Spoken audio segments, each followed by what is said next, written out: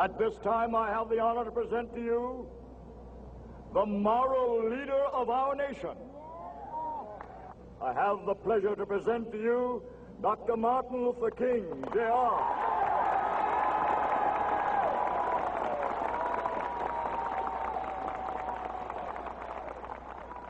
I am happy to join with you today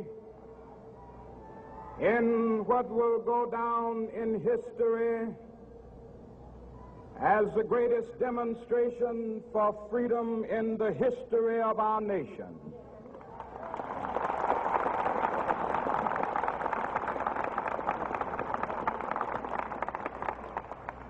Five score years ago, a great American in whose symbolic shadow we stand today signed the Emancipation Proclamation. This momentous decree came as a great beacon light of hope to millions of Negro slaves who had been seared in the flames of withering injustice. It came as a joyous daybreak to end the long night of their captivity. But 100 years later, the Negro still is not free. 100 years later, the life of the Negro is still sadly crippled by the manacles of segregation and the chains of discrimination. 100 years later, the Negro lives on a lonely island of poverty in the midst of a vast ocean of material prosperity.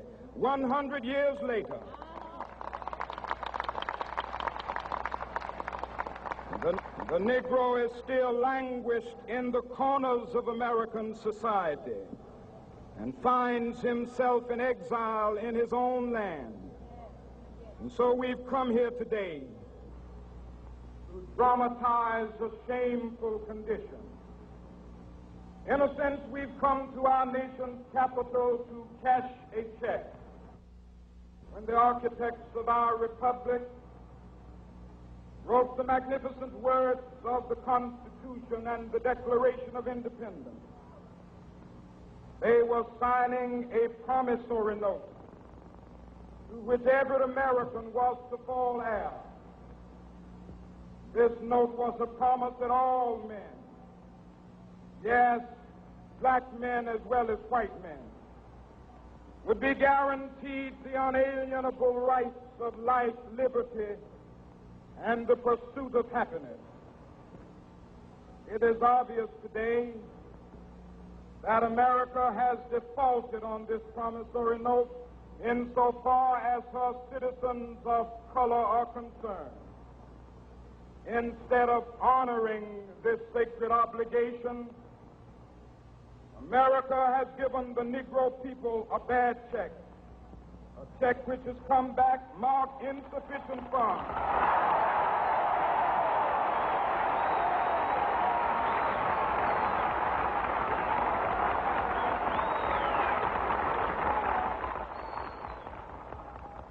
But we refuse to believe that the Bank of Justice is bankrupt. We refuse to believe that there are insufficient funds in the great vaults of opportunity of this nation. So we've come to cash this check, a check that will give us upon demand the riches of freedom and the security of justice.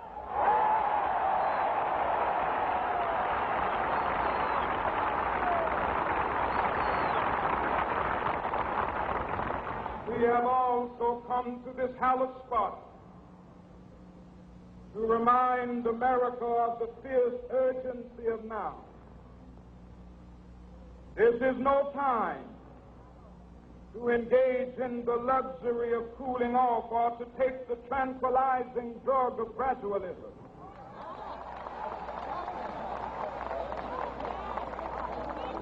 Now is the time to make real the promises of democracy. Now is the time to rise from the dark and desolate valley of segregation to the sunlit path of racial justice. Now is the time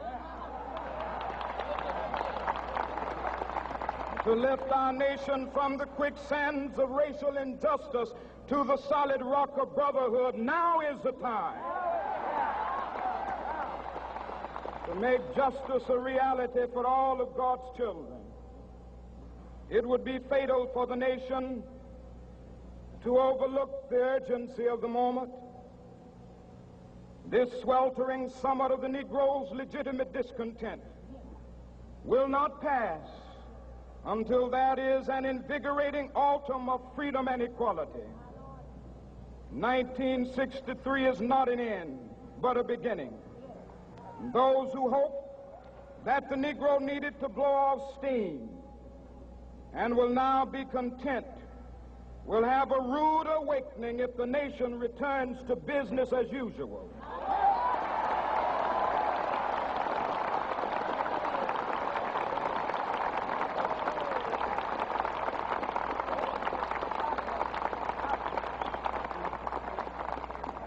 There will be neither rest nor tranquility in America until the Negro is granted his citizenship rights. The whirlwinds of revolt will continue to shake the foundations of our nation until the bright day of justice emerges. But that is something that I must say to my people who stand on the warm threshold which leads into the palace of justice. In the process of gaining our rightful place, we must not be guilty of wrongful deeds. Let us not seek to satisfy our thirst for freedom by drinking from the cup of bitterness and hatred.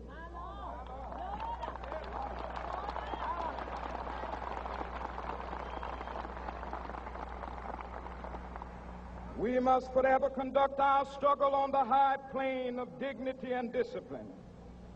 We must not allow our creative protests to degenerate into physical violence.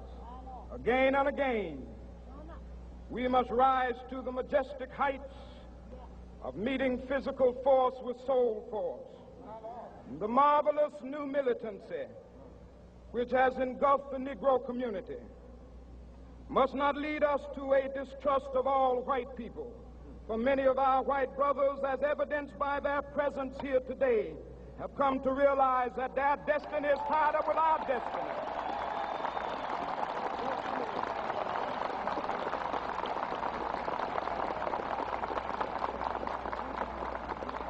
And they have come to realize that their freedom is inextricably bound to our freedom. We cannot walk alone. And as we walk, we must make the pledge that we shall always march ahead. We cannot turn back. There are those who are asking the devotees of civil rights, when will you be satisfied? We can never be satisfied as long as the Negro is the victim of the unspeakable horrors of police brutality. We can never be satisfied as long as our bodies, heavy with the fatigue of travel, cannot gain lodging in the motels of the highways and the hotels of the cities.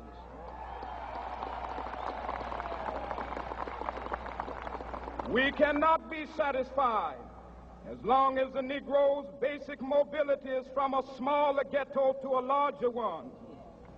We can never be satisfied as long as our children are stripped of their selfhood and robbed of their dignity by signs stating for whites only.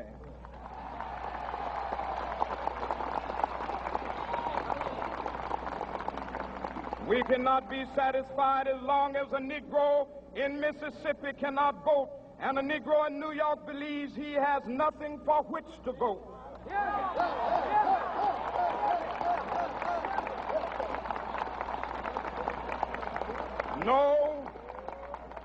No, we are not satisfied, and we will not be satisfied until justice rolls down like waters and righteousness like a mighty stream.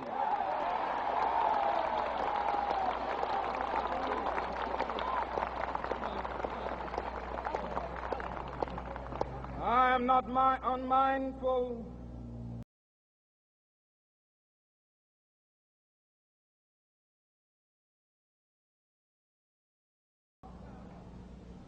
some of you have come fresh from narrow jail cells. Some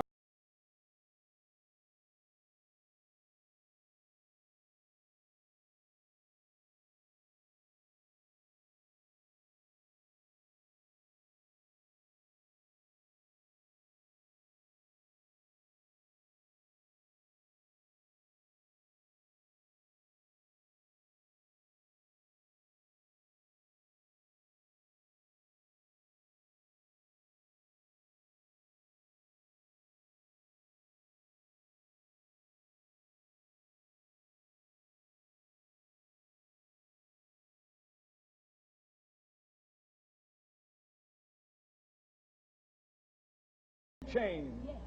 Let us not wallow in the valley of despair. I say to you today, my friend,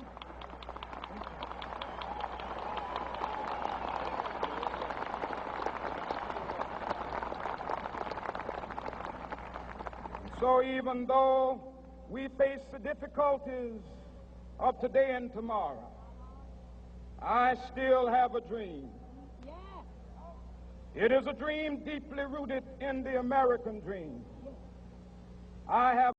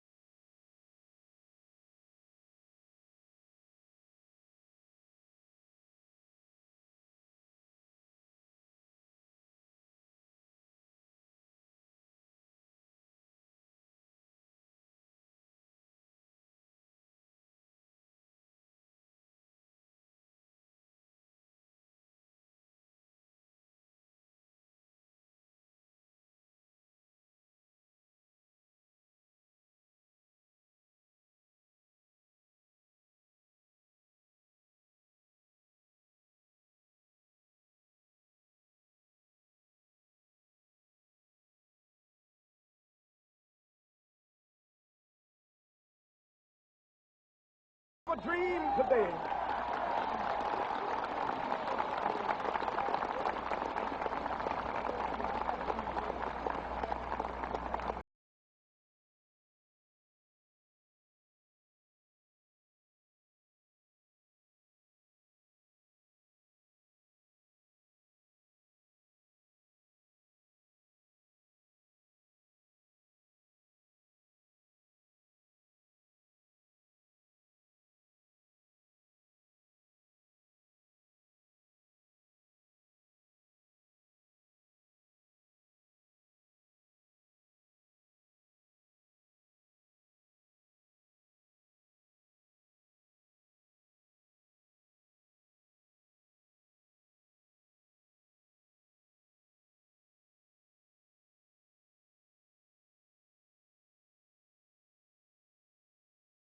Be revealed, and all flesh shall see it together.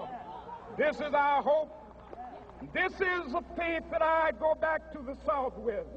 With this faith, we will be able to hew out of the mountain of despair a stone of hope. With this faith, we will be able to transform the jangling discords of our nation into a beautiful symphony of brotherhood.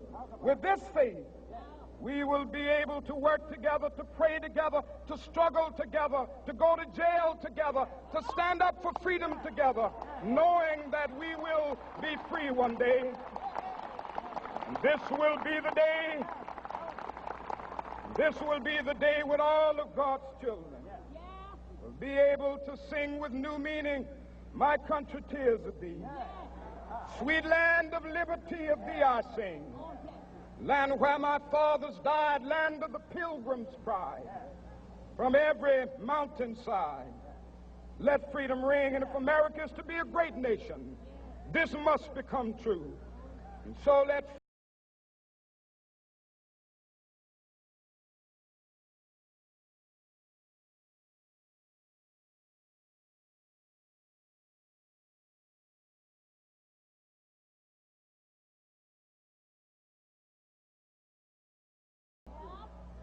freedom ring from the curvaceous slopes of California.